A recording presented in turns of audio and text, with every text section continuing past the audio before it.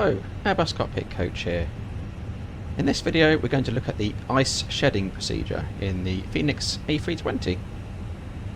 Now the ice shedding procedure is one that can be used proactively or reactively to remove ice from the engine fan blades and the spinner at the front area of the engine, so the N1 blades. The N1 blades of the engines are susceptible to ice build-up, and that can be detected usually through vibration coming from the engines. But some airline standard operating procedures would dictate that we conduct the ice shedding procedure as a precaution regardless of indications if we are in icing conditions such as we are today, so it's -5 outside and we have precipitation. The impact of ice accumulation on the fan blades can be disruptive to the airflow passing through the engine. It can cause things like compressor stalls in severe cases as we depart and apply more thrust on takeoff. So obviously we don't want that to happen. The ice itself can also break away, causing damage to the engine at high speeds. In the real world I have experienced this, and usually it's noticeable not just by looking at instruments, it will be the vibration you'll notice first.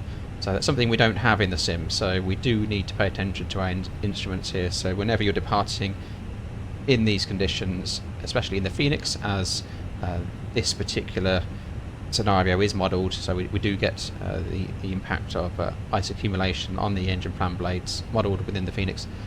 But we do need to check for that. So that is shown on the lower recamp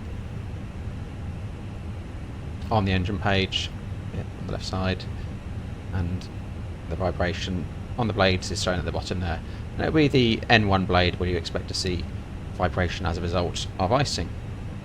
And you do actually see here we do have a higher value on the number 2 engine, so one to keep an eye on. The vibration from the engine can be quite severe, and you will notice it as crew. But in any case, please make sure you check your vibration on the blades before you depart.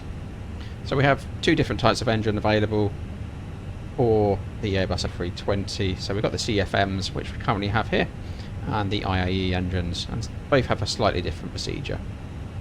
So when we want to conduct ice shedding, this could be on the taxiway, for example, as well, but we will obviously want to make sure that there are no aircraft behind us, and we want permission of air traffic control as well before we undertake that, as it involves using a higher thrust setting. So here we've stopped on the runway, and it's important to remember to have the parking brake set, which it is, and confirmed by ECAM.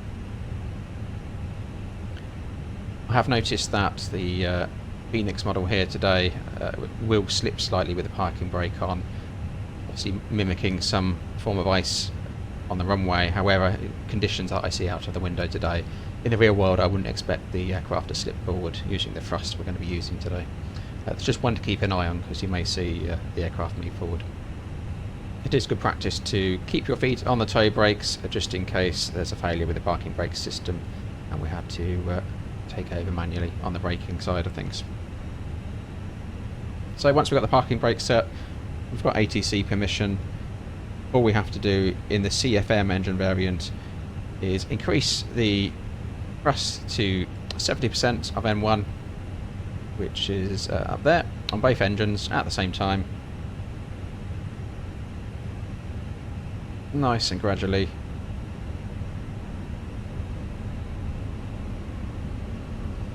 And once it reaches that value,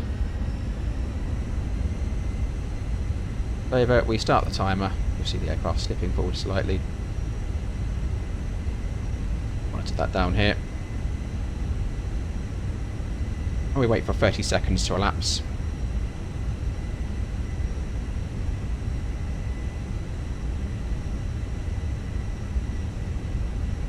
Monitoring engine performance.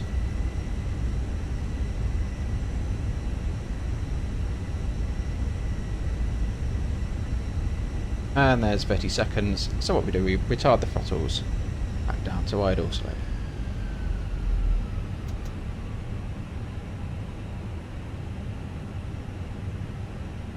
And interestingly, the vibration has now cleared on engine 2, so So the Phoenix was simulating ice formation there on the number 2 N1 blade. So once we've completed that procedure, obviously check your N1 vibration again, make sure your engine parameters are all looking normal, and then you're good to depart. If there is a delay, if you have performance on the taxiway for example, please make sure you check again, as it'll be a good course of action to run the ice shedding procedure again on the runway before departure. It's one of the reasons why you want to leave more space between aircraft when you're taxiing in these conditions, because you never know when the aircraft ahead of you may want to perform this procedure, and obviously if we're too close it prevents that from happening. I have just changed aircraft, so now we are in an A320 with the IAE engines.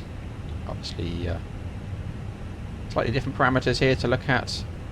Engine pressure ratio at the top, but it's the N1 we need to focus on for the ice shedding procedure in the IAE variant, which is slightly faster. Vibrations are still indicated on the lower ECAM in the same place.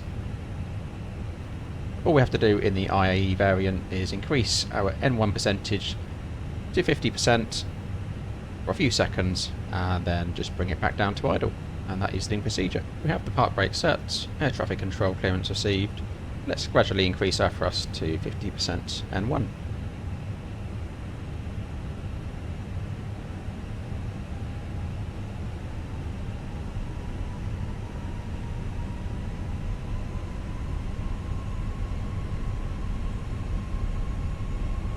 Just over 50% on both sides.